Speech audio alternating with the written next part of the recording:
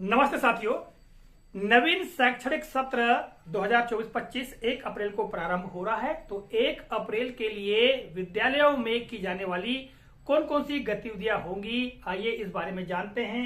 इस दिशा निर्देश से संबंधित जो भी महत्वपूर्ण गतिविधियां हैं जो 1 अप्रैल को पूर्ण की जानी है, उनको यहाँ पर हमने अंकित किया है। ठीक है, और एक एक करके हम जानते हैं। तो सबसे पहले क्रम पर आप देखेंगे, उपस्थिति पंजिका में विद्यार्थियों को प्रोन्नत कर उपस्थिति दर्ज करना। जैसा कि हम प्रतिवर्ष करते आए हैं, जब हमारा नवीन सत्र प्रारंभ होता है उसके पूर्व ही हम विद्यार्थियों को अगली कक्षा में प्रोन्नत करते हुए उनके नामों को उस कक्षा की उपस्थिति पंजी में दर्ज कर लेते हैं। तो निश्चित ही आप लोगों ने दर्ज कर लिया होगा, और यदि नहीं किया तो आज भी हम करते हुए प्रोन्नत करते हुए विद्यार्थियों की उपस्थिति को हम उपस्थिति पंजिका में दर्ज करेंगे। तो ये पहला कार्य हो गया है ना। दूसरा कार्य क्या है? विद्यार्थियों की 100% उपस्थिति। जैसा कि इस दिशा निर्देश में जानकारी भी दी गई है, नवीन सत्र प्रारंभ हो रहा है तो 1 अप्रैल को विद्यार्थियों की उपस्थिति 100% हो, इस हेतु हमें प्रयास करना है। ठीक है, निश्चित ही शिक्षक साथियों ने प्रयास कर लिया होगा, पूर्व में ही विद्यार्थियों को, पालकों को सूचना दे दी होगी। ठीक है, तो विद्यार्थियों की 100% उपस्थिति करना है। ठीक, तीसरा बिंदु क्या है? विशेष बाल सभा का आयोजन। जैसा कि इस दिशा निर्देश में जानकारी दी गई है, ठीक है, कि आज 1 अप्रैल को विशेष बाल सभा का आयोजन किया जाना है। इस संबंध में इसमें बताया गया है कि 1 अप्रैल को प्रत्येक विद्यालय यथा प्राथमिक माध्यमिक विद्यालयों में विशेष बाल सभा का आयोजन किया जावे, जिसमें उपस्थित अभिभावकों को अप्रैल माह में छात्रों के नामांकन, उपस्थिति, छात्रों की उपलब्धि के स्तर तथा शासन के समय समय पर जारी नवीन शैक्षणिक निर्देशों के साथ साथ अध्ययन अध्यापन की प्रस्तावित कार्ययोजना पर विस्तृत चर्चा की जाएगी। विशेष बाल सभा का आयोजन साथ में अभिभावकों को भी आमंत्रित करना है और उसमें ये सारी जानकारी अभिभावकों को देना है, जैसा कि इस दिशा निर्देश में बताया गया है। ठीक है, अगला बिंदु क्या है? अगला बिंदु है प्रवेश उत्सव मनाना।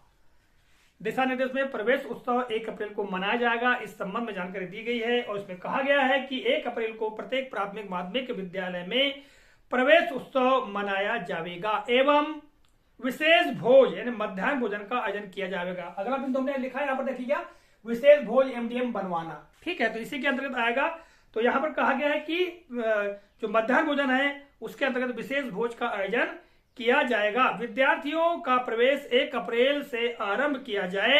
विद्यालय में नवीन प्रवेश लेने वाले छात्रों का शिक्षकों के द्वारा तिलक लगाकर स्वागत किया जाए। विद्यालय के वरिष्ठ छात्रों के द्वारा भी कनिष्ठ छात्रों का स्वागत किया जाए। तो क्या करना है? प्रवेश उत्सव मनाया जाएगा। जो नए बच्चे होंगे उनके माथे पर शिक्षक को तिलक लगाना है।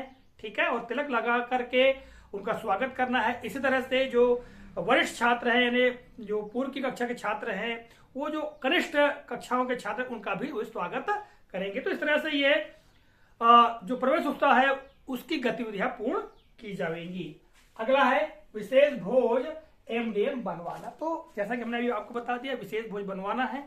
और आगे है कक्षा 5 व 8 के बच्चों को प्राविधिक प्रवेश कराना। ठीक है, कक्षा 5 और 8 की परीक्षा हो चुकी है, परीक्षा परिणाम आने वाला है, किंतु बच्चों का जो प्राविधिक प्रवेश है, जैसे कोई विद्यालय यदि मान लो प्राथमिक है तो माध्यमिक शाला में बच्चों को पहुंचाकर वहां उनका प्राविधिक जो एडमिशन है वो करवा दे। इस तरह से 8वीं के बच्चों का 9वीं में प्राविधिक प्रवेश हो जाएगा, जिससे कि उनकी पढ़ाई जारी हो सकेगी। इसके अलावा बहुत सारी जानकारियां यहाँ पर दी गई हैं, छोटी छोटी जानकारियां हैं। जो खास जानकारियां 1 अप्रैल के लिए थी उनको हमने इस वीडियो के माध्यम से बताने का प्रयास किया है। आप चाहें तो इस दिशा निर्देश का अवलोकन करें और जो गतिविधियां आज दिवस को की जानी है उसको संपादित करें। तो मिलेंगे अगले कालखंड में इसी तरह के किसी नए प्रकरण को लेकर। तब तक के लिए जय हिंद।